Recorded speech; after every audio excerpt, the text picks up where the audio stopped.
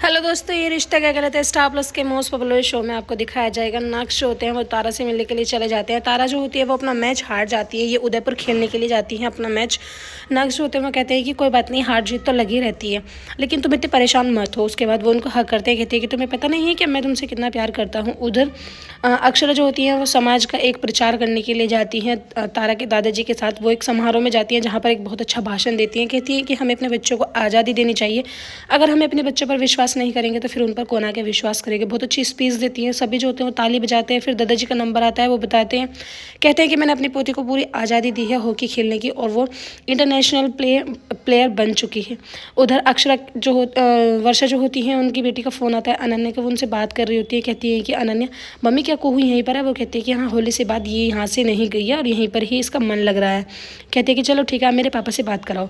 जो अनन्या के पापा होते हैं वो आसपास ही होते हैं, लेकिन वर्षा उनसे बात नहीं कराती है। कहती है कि वो किसी काम से बाहर गए, जब आ जाएंगे मैं उनसे कह दूंगी कि वो तुझे कॉल कर लें। कोहू जो होती है वो कहती है कि दादी मुझे कुछ खाने के लिए दो ना। उधर अक्षरा जो होती है वो सारी स्पीच वाली बात जो होती है नैतिक को बताती है। कहती है कि इतना अच्छा दिन रहा, अगर तुम होती तो मुझे और भी अच्छा लगता। वैसे तो तारा के दादाजी ने मुझे बहुत ज़्यादा मोटिवेट किया है। तभी नैतिक जो होते हैं वो कहते हैं कि अच्छा किसी ने रिकॉर्ड नहीं किया, अगर किसी ने रिकॉर्ड किया हो तो प्लीज़ मुझे भेजो ना, मैं भी देखता हूँ।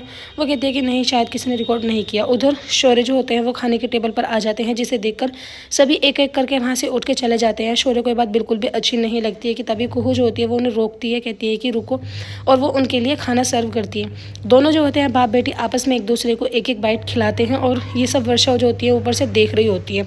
नक्श होते हैं वो तारा को लेके वहाँ से निकल जाते हैं, लेकिन रास्ते में बहुत लंबा जाम लगा हुआ होता है। तारा जो होती है वो कहती है कि मैं बहुत ज़्यादा थकी हुई हूँ, मेरे से बिल्कुल भी अब इस जाम में नहीं रुका जाएगा और मुझे बहुत ज़्यादा भूख भी लगी है, प्लीज़ कुछ आसपास देखो ना। तभी नक्श होते हैं वो होटल देखते हैं कोई आसपास।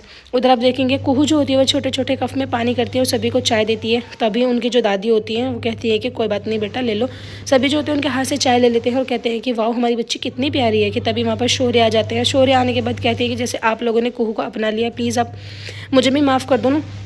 लेकिन उनके बाबूजी जो होते हैं वो एकदम से भड़क जाते हैं। कहते हैं कि माफ़ी सिर्फ गलती की दी जाती है, पाप की नहीं दी जाती। वो अपनी वाइफ को बताते हैं, राशि बहन को कहते हैं कि जब बचपन में इन्होंने एक बार ही गलती करी थी, अपने मार्क्स जो है छुपाए थे, इन्होंने माफ़ी मांगी थी, मैंने इनको माफ़ कर दिया था, लेकिन ये गलती इनकी माफ़ी के लायक नहीं है। उधर नक्श होते हैं वो होटल में कमरा ले रहे होते हैं कि तभी इनके समारोह का जो एक आदमी होता है वो देख लेता है और आगे इन सबसे ही बताता है। कहते हैं कि कितना गंदा ज़माना आ गया है कि अब शादी से पहले ये जो लड़का लड़की होते हैं वो होटल में कमरा ले लेते हैं। शादी से पहले इन लोगों को हनीमून की जल्दी लगी रहती है।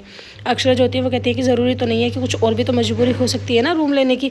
हमें किसी को भी ऐसे बिना देखे सोचे समझे कुछ भी नहीं कहना चाहिए, ये गलत है। हम किसी लड़की या लड़के के बारे में कोई भी अपनी तरफ से रुचि नहीं दे सकते हैं। उधर तारा जो होती है वो जैसे ही जीने से ऊपर की तरफ जा रही होती है कि तभी उनका पैर जो होता है वो फिसल जाता है और तारा धड़ाम से गिर जाती है। गिरते गिरते जो तारा होती है उसको नक्श संभाल लेते हैं। ये सब सीन जो होते हैं इनके समारोह वाले देख रहे होते हैं। तभी समारोह वाले जो होते हैं वो कहते हैं कि देखो यही तो मैं बता रहा था, इनको हनीमून की कितनी जल्दी पड़ी है, अभी शादी हुई नहीं है।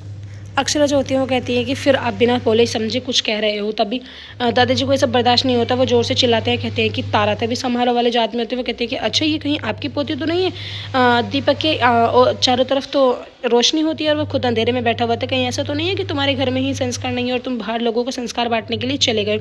ये बात दादाजी को बहुत ज़्यादा बुरी लगती है कि उनकी सभी के सामने बेइज्जती हो जाती है। सभी समारोह वाले जो होते हैं वहाँ से चले जाते हैं, कहते हैं कि छोड़ो भाई, इनसे क्या ही ज्ञान लेना। दादाजी जो होते हैं वो तारा को वहाँ से पकड़ के ले जाते हैं। तभी नक्श होते हैं वो कहते हैं कि मम्मा क्या हुआ है, तारा के दादाजी इतना गुस्सा क्यों कर रहे थे, आखिर क्या हुआ। उनकी माँ जो होती है वो बताती है, कहती है कि बेटा जब तुम्हें यहाँ आना था तो तुम्हें मुझे बताना चाहिए था। वो कहते हैं कि मम्मा मैंने आपको फ़ोन करके बताया था। वो कहती है कि मैंने सोचा कि शायद तुम उसके घर जा रहे हो, लेकिन तारा तो यहाँ पर मैच खेलने के लिए आई थी। अक्षरा जो होती है वो कहती है कि तारा के दादाजी जो हैं वो घबरा गए, ये किसी को भी अच्छा नहीं लगेगा कि शादी से पहले इनके बच्चे किसी होटल में जाए।